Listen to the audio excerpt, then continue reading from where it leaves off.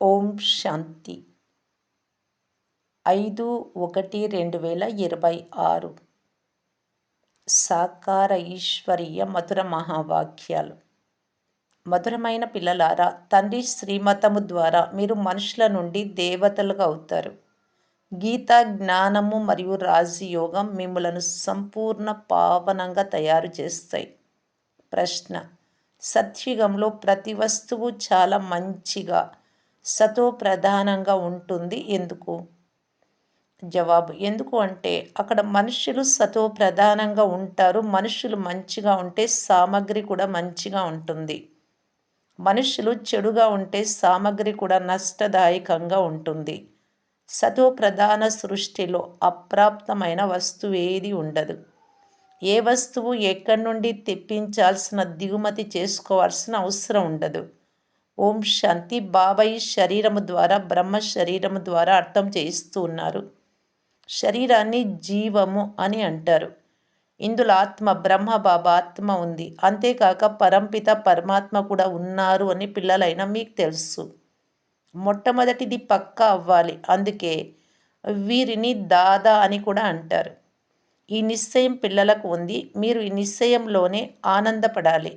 బాబా ఎవరిలో ప్రవేశించారో అనగా అవతరించారో వారి కొరకు స్వయంగా తండ్రి ఇలా చెప్తున్నారు: నేను ఇతని అనేక జన్మల అంతిమ జన్మలో, అది కూడా అంతిమ సమయంలో వస్తాను. ఇది సర్వశాస్త్ర శిరోమణి గీతా జ్ఞానమని పిల్లలకు అర్థం చేయించబడింది. శ్రీమతము అనగా శ్రేష్టమైన మతం. సర్వోన్నతుడైన భగవంతుడిదే సర్వశ్రేష్టమైన మతం. వారి శ్రీమతము ద్వారానే మీరు మనుషుల నుండి దేవతలుగా అవుతారు. మీరు భ్రష్ట మనుషుల నుండి శ్రేష్ట దేవతలుగా అవుతారు. దీని కొరకే మీరు ఇక్కడికి వచ్చారు.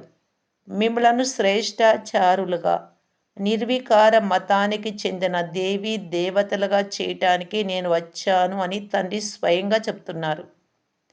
మనుషుల నుండి దేవతలుగా అవ్వడము అంటే ఏమిటో కూడా మీరు అర్థం చేసుకోవాలి. మిమ్మలను వికారి మనుషుల నుండి నిర్వికారి దేవతలుగా చేసేందుకు నేను వస్తాను. సత్యుగంలో కూడా మనుషులే ఉంటారు, కానీ వారు దైవీ గుణాలు కలిగిన వారు. ఇప్పుడు కలియుగంలో అసురీ గుణాలు కలిగిన మనుషులు ఉన్నారు. అది ఇది అంతా మనుష్య సృష్టియే, కానీ అది ఈశ్వరీయ బుద్ధి, ఇది అసురీ బుద్ధి. అక్కడ జ్ఞానం, ఇక్కడ భక్తి ఉన్నాయి. జ్ఞానము భక్తి రెండు భిన్నమైనవి కదా. భక్తి గ్రంథాలు ఎన్ని ఉన్నాయి, జ్ఞాన పుస్తకాలు ఎన్ని ఉన్నాయి. తండ్రి జ్ఞాన సాగరులు. ఎవరైతే ధర్మస్థాపన చేస్తారో వారి పుస్తకం ఒకటి ఉండాలి. దానిని ధార్మిక గ్రంథం అని అంటారు. మొదటి ధర్మ గ్రంథం గీత, శ్రీమద్ భగవద్గీత. మొదటి ధర్మం ఆది సనాతన దేవీ దేవత ధర్మం అని, హిందూ ధర్మం కాదు అని, గీత ద్వారా హిందూ ధర్మం స్థాపన అయ్యింది అని, గీతను కృష్ణుడు గానం చేశారని భావిస్తారు. ఎవరినైనా అడిగితే పరంపరగా కృష్ణుడే గానం చేశాడని అంటారు. శివ భగవాను వాచ అని ఏ శాస్త్రంలోనూ లేదు శివ భగవంతుడు చెప్పారు అని. శ్రీమత్ కృష్ణ భగవాను వాచ అని వ్రాసేశారు కృష్ణుడు చెప్పినట్టు. ఎవరైతే గీతను పఠించి ఉంటారో వారికి సహజంగా అర్థమవుతుంది. ఈ జ్ఞానము ద్వారానే మనుషుల నుండి దేవతలుగా అయ్యారు అని ఇప్పుడు మీరు అర్థం చేసుకున్నారు. ఈ జ్ఞానాన్ని ఇప్పుడు తండ్రి మీకు ఇస్తున్నారు. రాజయోగాన్ని నేర్పిస్తూ ఉన్నారు. పవిత్రతను కూడా నేర్పిస్తూ ఉన్నారు. కామం మహాశత్రువు. ఈ శత్రువుతోనే మీరు ఓడిపోయారు. మళ్ళీ ఇప్పుడు దీనిపై విజయాన్ని పొందడం ద్వారా జగత్తు జీతులుగా అనగా విశ్వానికి అధిపతులుగా అవుతారు. ఇది చాలా సహజం. అనంతమైన తండ్రి కూర్చొని ఇతని ద్వారా మిమ్మలను చదివిస్తూ ఉన్నారు. వారు సర్వాత్మల తండ్రి. ఇతడు బ్రహ్మ, మనుషులందరికీ అనంతమైన తండ్రి. ఇతని పేరే ప్రజాపిత బ్రహ్మ. బ్రహ్మ తండ్రి పేరు ఏమిటి అని మీరు ఎవరినైనా ప్రశ్నిస్తే వారు తికమక పడతారు. బ్రహ్మ, విష్ణు, శంకరులు రచన. మరి ఈ ముగ్గురికి ఎవరో ఒక తండ్రి అయితే ఉంటారు కదా. ముగ్గురికి తండ్రి నిరాకార శివుడని మీరు చూపిస్తారు. బ్రహ్మ, విష్ణు, శంకరులను సూక్ష్మవతనంలోని దేవతలుగా చూపిస్తారు. వారికి పైభాగాన శివుడు ఉన్నారు. శివబాబా పిల్లలైన ఆత్మలందరికీ తమదైన శరీరం తప్పకుండా ఉంటుంది అని పిల్లలైన మీకు తెలుసు. నేను మాత్రం సదా నిరాకారుడు, పరంపిత పరమాత్మగా ఉన్నా. ఆ నిరాకార పరంపిత పరమాత్మకు సంతానము అని పిల్లలైన మీకు తెలుసు. ఆత్మ శరీరం ద్వారా పరంపిత పరమాత్మ అని అంటుంది. ఇవి ఎంతో సహజమైన విషయాలు. వీటినే మొట్టమొదట విషయాలు అని. అలఫ్ అంటే తండ్రి, బే అంటే ఆస్తి అని అంటారు. చదివించేవారు ఎవరు? గీతా జ్ఞానాన్ని ఎవరు వినిపించారు? నిరాకార తండ్రి. వారిపై కిరీటము మొదలైనవేవీ లేవు. వారు జ్ఞాన సాగరులు, బీజ రూపులు, చైతన్యమైన వారు. మీరు కూడా చైతన్యమైన ఆత్మలు కదా. వృక్షాలన్నిటి ఆది మధ్య అంత్యాల గురించి మీకు తెలుసు. తోటను సంభాలన చేసే తోట మాలులు కాకున్నా మీరు బీజం ఎలా నాటాలో, దాని నుండి వృక్షం ఎలా వస్తుందో అర్థం చేసుకోగలరు. అవన్నీ జడమైన వృక్షాలు, ఇది చైతన్యవంతమైనది. మీ ఆత్మలో ఈ వృక్ష జ్ఞానం ఉంది. ఇంకెవ్వరి ఆత్మలోనూ ఈ జ్ఞానం లేదు. తండ్రి చైతన్య మనుష్య సృష్టికి బీజ రూపులు కనుక వృక్షం మనుషులదే అవుతుంది. ఇది చైతన్యమైన రచన. బీజానికి రచనలకు భేదం ఉంటుంది కదా. మామిడి విత్తనాన్ని నాటుట ద్వారా మామిడి పండు వెలువడుతుంది. మామిడి వృక్షం ఎంత పెద్దదిగా అవుతుంది. ఆ విధంగానే మనుష్య బీజము నుండి మనుష్యులు చాలా ఫలదాయకంగా అవుతారు. జడ బీజంలో జ్ఞానం ఉండదు. వీరు చైతన్య బీజ రూపం. వీరిలో సృష్టి రూపీ వృక్షమంతటి జ్ఞానం ఉంది. వృక్షం ఎలా ఉత్పన్నమవుతుందో, పాలన ఎలా జరుగుతుందో, మళ్ళీ వినాశనం ఎలా అవుతుందో ఈ జ్ఞానం అంతా ఉంది. ఈ చాలా పెద్ద వృక్షం వినాశనమై మళ్ళీ నూతన వృక్షం ఎలా నిలుస్తుందో గుప్తం. మీకు జ్ఞానం కూడా గుప్తంగానే లభిస్తుంది. తండ్రి కూడా గుప్తంగానే వచ్చారు. ఇప్పుడు అంటూ కట్టబడుతుంది అని మీకు తెలుసు. ఇప్పుడు అందరూ పతితులుగా అయిపోయారు. బీజము ద్వారా వెలువడే మొట్టమొదటి ఆకులు ఎవరు? సత్యుగపు మొదటి ఆకు కృష్ణుడు అని అంటారు. లక్ష్మీనారాయణలను అనరు. క్రొత్త ఆకులు చిన్నవిగా ఉంటాయి, తర్వాత వృద్ధి చెందుతాయి. కనుక ఈ బీజానికి చాలా మహిమ ఉంది. వీరు చైతన్యమైన వారు. తర్వాత వెలువడే ఆకులకు కూడా మహిమ ఉంది. ఇప్పుడు మీరు దేవీ దేవతలుగా అవుతున్నారు. దైవీ గుణాలు ధారణ చేస్తున్నారు. మనము దైవిక గుణాలను ధారణ చేసి వీరిలాగా తయారవ్వాలి అన్నది ముఖ్యమైన విషయం. చిత్రాలు కూడా ఉన్నాయి. ఈ చిత్రాలు లేకుంటే జ్ఞానము మీ బుద్ధిలోకి రాదు. ఈ చిత్రాలు బాగా ఉపయోగపడతాయి. భక్తి మార్గంలో ఈ చిత్రాలకు పూజ కూడా జరుగుతుంది. జ్ఞాన మార్గంలో ఈ చిత్రాల ద్వారా మనం ఇలా తయారవ్వాలి అనే జ్ఞానం లభిస్తుంది. అక్కడ పూజలు ఏమీ తెలియకుండా, ఇక్కడ ఇలా తయారు కావాలి అనే తెలివి ఉంది. భక్తి మార్గంలో మనం ఇలా తయారవ్వాలి అని భావించరు. భక్తి మార్గంలో అనేక మందిరాలను నిర్మిస్తారు. అందరికంటే ఎక్కువ మందిరాలు ఎవరి ఉంటాయి? తప్పకుండా శివబాబా మందిరాలు అనగా శివాలయాలు ఉంటాయి. వారు బీజ రూపులు కదా. వారి తర్వాతి రచనలో మొదటి స్థానంలో ఉన్న వారి మందిరాలు ఎక్కువగా ఉంటాయి. బాబా తర్వాత స్థానము అంటే మొదటి స్థానం బాబా తర్వాత రచనలో ఈ లక్ష్మీనారాయణులు. శివుడి తర్వాత వీరికి ఎక్కువ పూజ జరుగుతుంది. మాతలు జ్ఞానం ఇచ్చినప్పటికీ వారికి పూజ జరగదు. వారు చదివిస్తారు కదా. తండ్రి మిమ్మలను చదివిస్తారు. మీరు ఎవ్వరిని పూజించరు. చదివించే వారిని ఇప్పుడు పూజించలేరు. చదువుకున్న తర్వాత మళ్ళీ ఎప్పుడైతే మీరు జ్ఞానాన్ని మర్చిపోతారో అప్పుడు పూజలు జరుగుతాయి. మీరే దేవీ దేవతలుగా అవుతారు. మనలను ఇలా తయారు చేయు వారికి మొదటి పూజ జరుగుతుంది అని, ఆ తర్వాత నెంబర్ వారుగా మనకు కూడా పూజలు జరుగుతాయని మీకు తెలుసు. ఆ తర్వాత క్రిందకు దిగజారుతూ దిగజారుతూ పంచతత్వాల పూజ కూడా జరుగుతుంది. శరీరం పంచతత్వాలతో తయారైంది కదా. పంచతత్వాలను పూజించడం లేక శరీరాలను పూజించడం రెండు ఒక్కటే. ఈ లక్ష్మీనారాయణులు మొత్తం విశ్వానికి అంతటికీ అధిపతులుగా ఉండేవారు అని ఈ దేవీ దేవతల రాజ్యం క్రొత్త సృష్టిలో ఉండేది అనే జ్ఞానం మీ బుద్ధిలో ఉంది, కానీ అది ఎప్పుడు ఉండేదో ప్రపంచంలోని వారికి తెలియదు. లక్షల సంవత్సరాలు అని అంటారు. లక్షల సంవత్సరాలు ఉన్నట్లయితే అప్పటి విషయాలు ఎవ్వరి బుద్ధిలోనూ ఉండేవి కావు. నేటి నుండి 5,000 సంవత్సరాల క్రితం మనము దేవీ దేవత ధర్మం వారిగా ఉండేవారం అని మీకు ఇప్పుడు స్మృతి కలిగింది. దేవీ దేవతా ధర్మం వారు ఆ తర్వాత మళ్ళీ ఇతర ధర్మాలలోకి పరివర్తన అయ్యారు. హిందూ ధర్మము అని అనరాదు, కానీ పతితులైన కారణంగా స్వయాన్ని దేవీ దేవతలము అని చెప్పుకోవడం శోభించదు. అపవిత్రమైన వారిని దేవీ దేవతలు అని అనలేరు. మనుష్యులు పవిత్ర దేవతలను పూజిస్తారు కనుక తప్పనిసరిగా వారు స్వయం అపవిత్రంగా ఉన్నారు అని అర్థమవుతుంది కదా. అందువలన పవిత్రుల ఎదుట తల వంచాల్సి వస్తుంది. భారతదేశంలో కన్యలకు నమస్కరించే ఆచారం ఉంది. కుమారులకు నమస్కరించరు, స్త్రీలకు నమస్కరిస్తారు. మగవారికి ఎందుకు నమస్కరించరు? ఎందుకంటే ఈ సమయంలో మొదట మాతలకే జ్ఞానం లభిస్తుంది. కలశం తండ్రి మాతలపైనే ఉంచారు. తండ్రి ఇతనిలో ప్రవేశిస్తారు. ఇతను ఖచ్చితంగా అతి పెద్ద జ్ఞాన నది. ఇతను అన్నింటికంటే పెద్ద నది జ్ఞానంలో. నదులలో అతి పెద్ద నది బ్రహ్మపుత్ర నది. ఇది కలకత్తా వైపుగా వెళ్ళి సముద్రంలో కలుస్తుంది. అక్కడ మేళ ఉత్సవం కూడా జరుగుతుంది. కానీ వారికి ఇది ఆత్మ పరమాత్మల యొక్క మేళ కలయిక అని తెలియదు. అది నీటి నది. దానికి బ్రహ్మపుత్ర నది అని పేరు పెట్టారు. వారు బ్రహ్మతత్వమనే సన్యాసులు పరంధామాన్ని ఈశ్వరుడు అంటారు. పరంధామం ఈశ్వరుడు కాదు. పరంధామంలో నివసించేవారు ఈశ్వరుడు. అది మర్చిపోయి ఆ స్థానాన్నే భగవంతుడు అంటారు. అందుచే బ్రహ్మపుత్ర నదిని చాలా పావనమైనదిగా భావిస్తారు.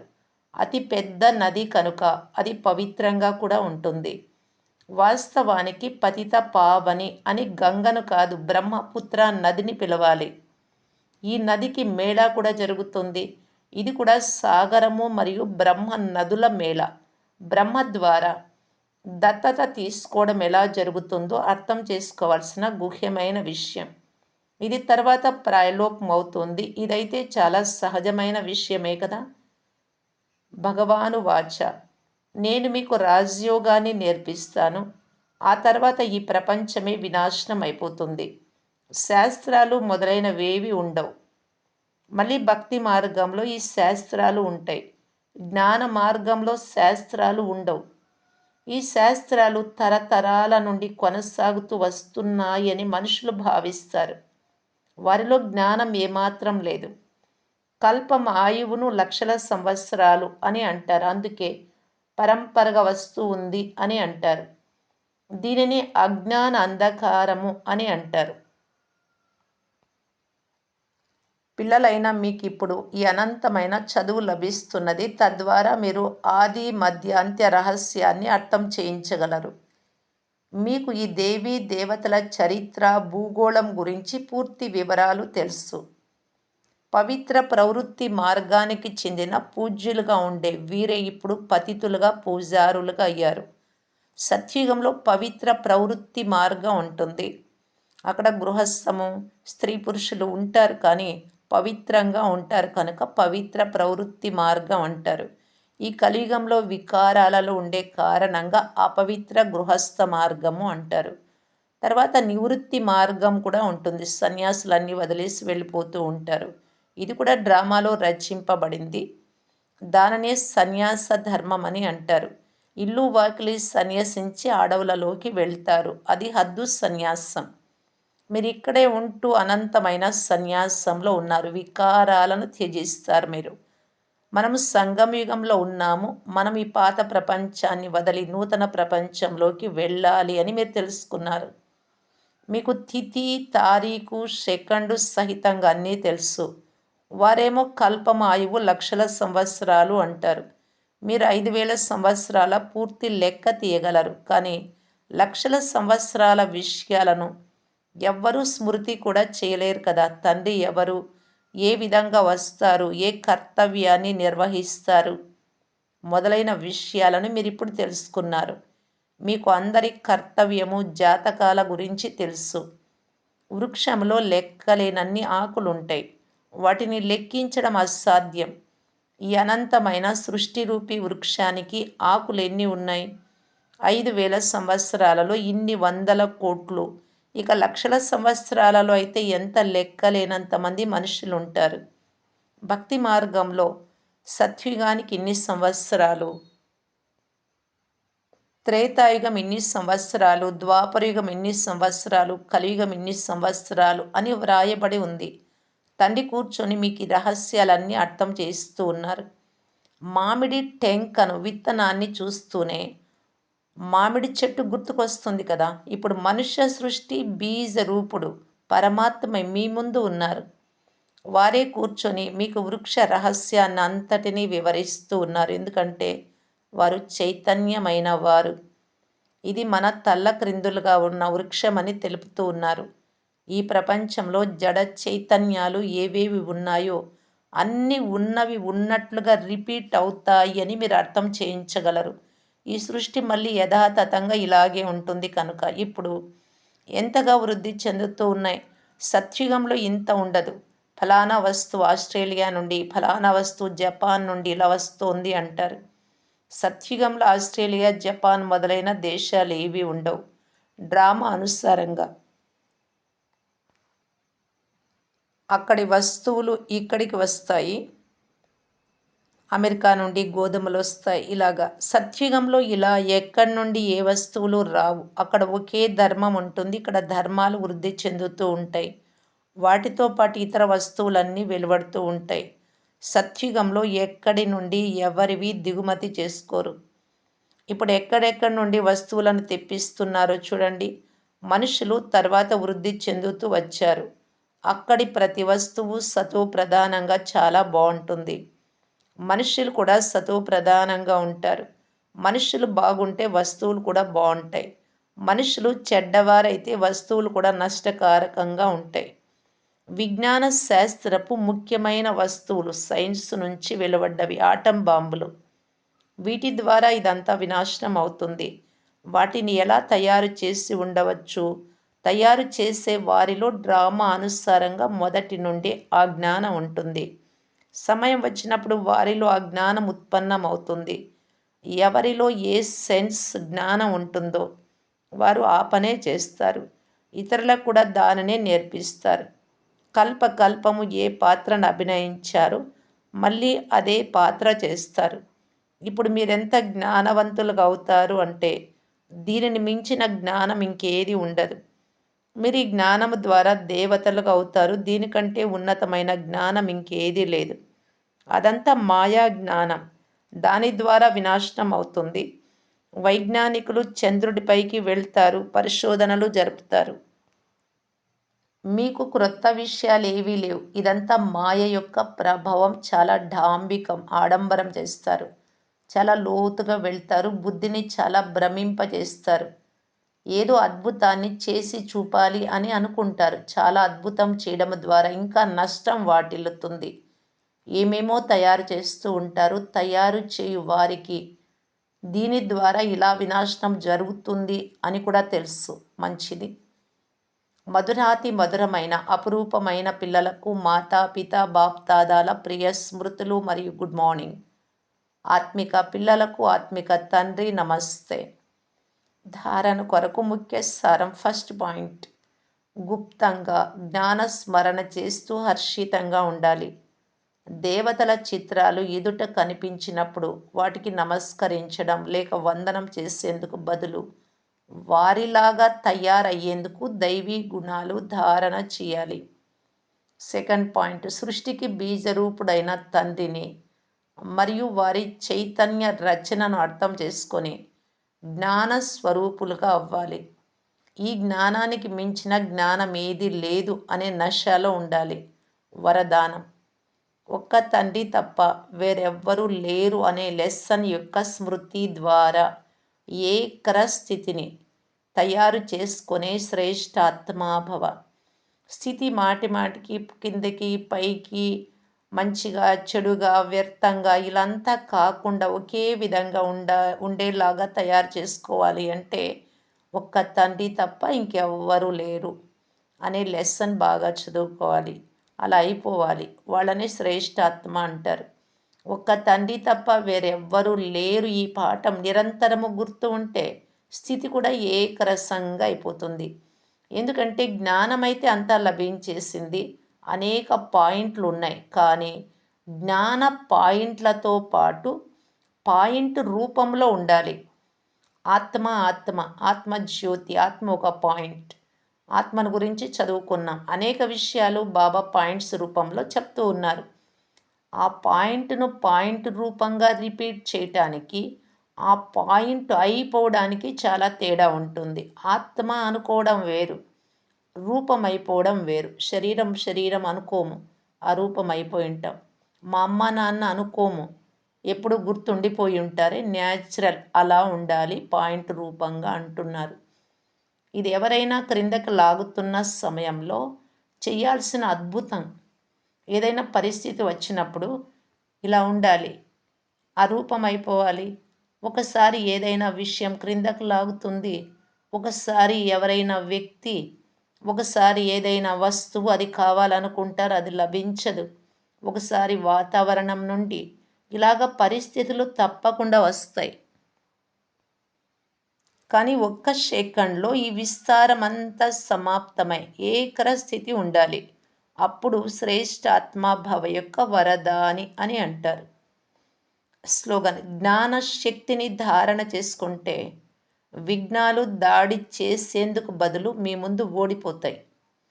అవ్యక్త సూచన: ఈ అవ్యక్త మాసంలో బంధన ముక్తులుగా ఉండి జీవన్ముక్త స్థితిని అనుభవం చేయటానికి, ఇక్కడే జీవన్ముక్తి స్థితిని బాబా ఇలా తెలియజేస్తూ ఉన్నారు. ఇప్పుడు అందరూ ముక్తులుగా అయ్యి ఎటువంటి మాస్టర్ ముక్తి దాతలుగా అవ్వాలి అంటే సర్వాత్మలు, ప్రకృతి, భక్తులు అందరూ ముక్తులైపోవాలి, విడుదలైపోవాలి. ఇప్పుడు నా ఒక్కొక్క బిడ్డ ఎప్పుడు జీవన్ముక్తంగా అవుతారు అనే విషయంలో బ్రహ్మబాబా డేట్ కాన్షియస్లో ఉన్నారు. అంటే ఆ డేటు ఎప్పుడు పరివర్తన అవుతారు, ఎన్నో తారీఖు, ఏ సంవత్సరం, ఇది బ్రహ్మబాబా కూడా అనుకుంటూ ఉన్నారు. అంతిమంలో జీవన్ముక్తులుగా అవుతాంలే అని అనుకోకండి. చాలా కాలపు జీవన్ముక్తి స్థితి యొక్క అభ్యాసం చాలా కాలపు జీవన్ముక్త రాజ్య భాగ్యానికి అధికారులుగా చేస్తుంది. కొంచెమే సంపాదించారు అంటే కొన్ని రోజులకే వస్తుంది.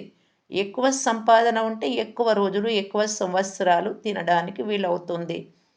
ఇక్కడ కూడా కొద్దిగా చేసుకొని లాస్ట్లో అవుతాము అంటే అక్కడ కూడా కొద్దిగానే లాస్ట్లోనే రాగలుగుతారు. అందుకే బాబా అంటూ ఉన్నారు, ఇక్కడ జీవితంలో ఉంటూ కూడా అన్ని బంధనాల నుండి విడుదల కండి. ముక్తి అంటే విడుదల అని అర్థం. దేహ అభిమానం కావచ్చు, ఆకర్షణలు కావచ్చు, మంచి చెడు యొక్క భావనలు కావచ్చు, అన్నిటి నుంచి అతీతంగా న్యారాగా ఉండిపోవాలి. అప్పుడే బాబాకు ప్రియంగా అవుతాం, మనకు ప్రియంగా అవుతాం. అదే జీవన్ముక్తి స్థితి యొక్క అభ్యాసం అంటే ఇలా చేయాలి. అక్కడ కూడా జీవన్ముక్త రాజ్యంలో చాలా కాలం అధికారులుగా ఉండగలరు అని బాబా చెప్తూ ఉన్నారు. ఓం శాంతి.